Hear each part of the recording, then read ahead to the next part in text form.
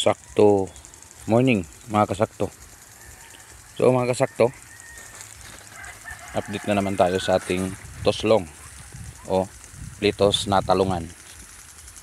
Patuloy lumalabas yung ating bulaklak ni talong. Again, yung spacing niya tamang tama lang. Yan.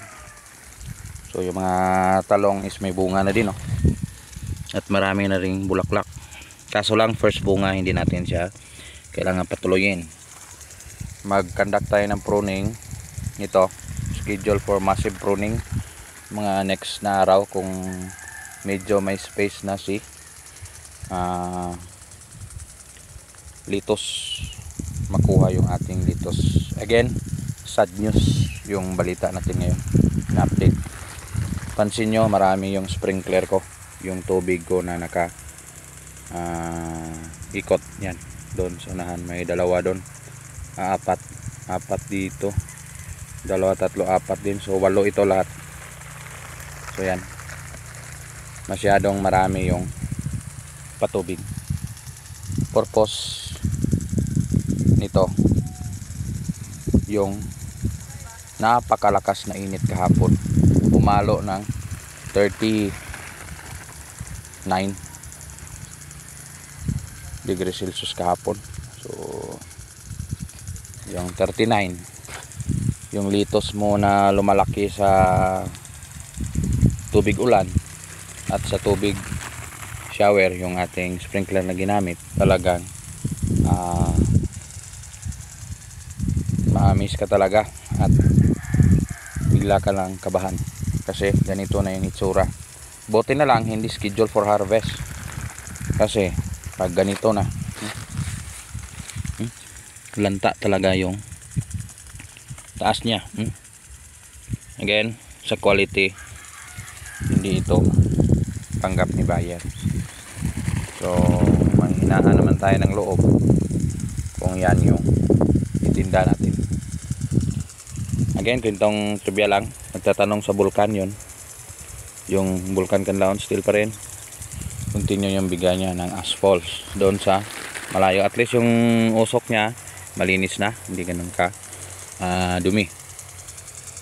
So balik tayo sa ating tanim dito sa baba.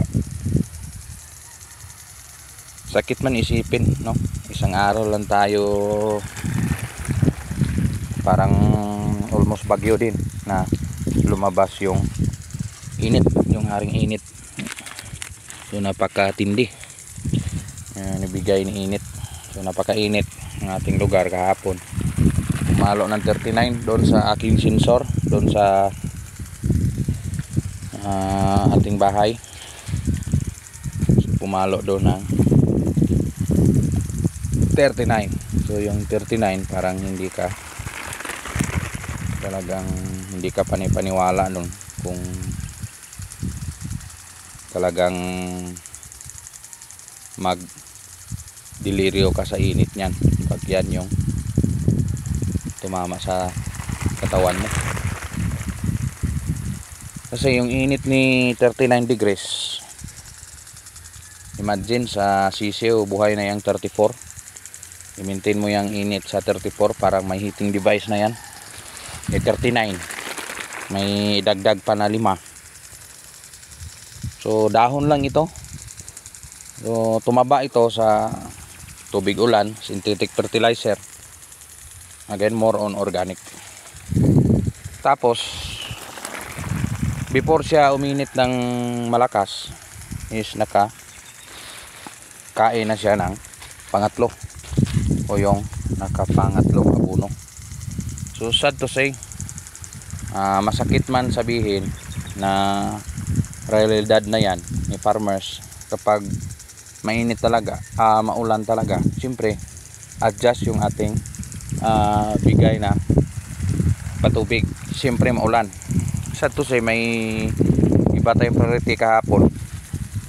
May linakad tayo doon, tumutulong natin sa ating araw-araw na pangkabuhayan, kasi hindi naman ito kinukunan lahat natin ng income. Siyempre may pangailangan din tayo araw-araw. So may lakad ako doon sa kabilang bayan So naiwanan ko ng konti. Isang araw lang. Hindi nga isang araw kasi kinabahan ako kasi pagdating ko ng area ni doon sa ibang bayan, malakas ang init. So may nag-info sa atin na yung temperatura daw dito, grabe yung init. So pinaano ko sa sarili ko na talagang hindi ito normal. So umakyat ako, punta rito, umuwi ako ng bahay. So chine-check ko, talagang hindi normal.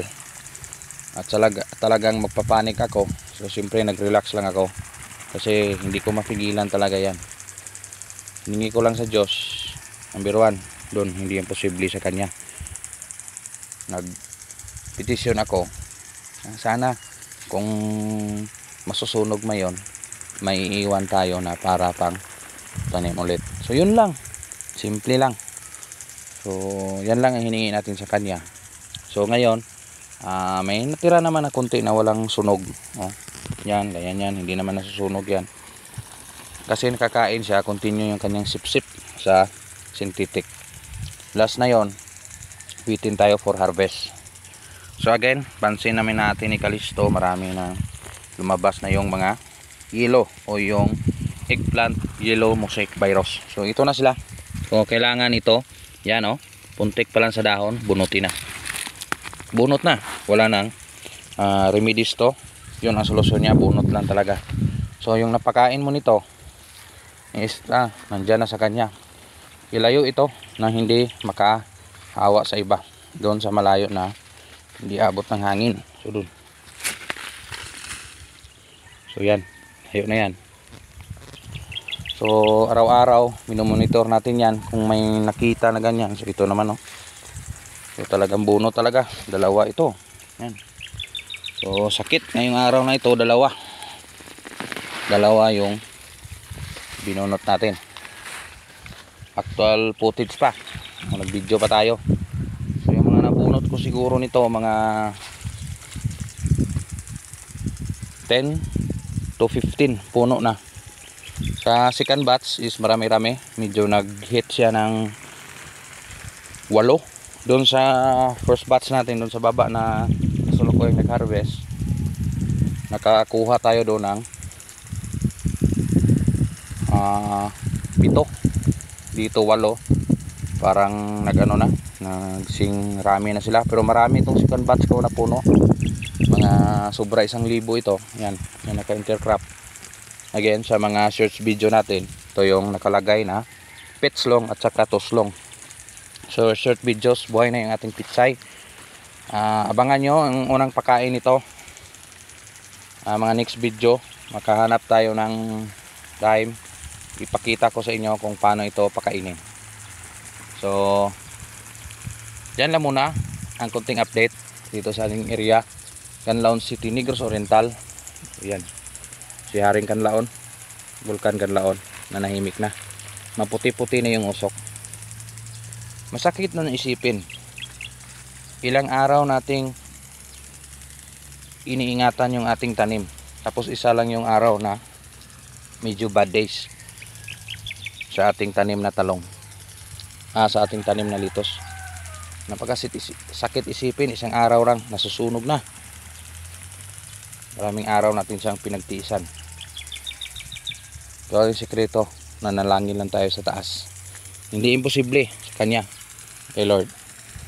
Kung ibigay mo sa akin na tanim na ito, kung pangbayad utang man lang, makatanim ulit, may maibinta lang tayo ng sa tamang presyo. Wala tayong taong inaapakan. Di talagang continue yung buhay.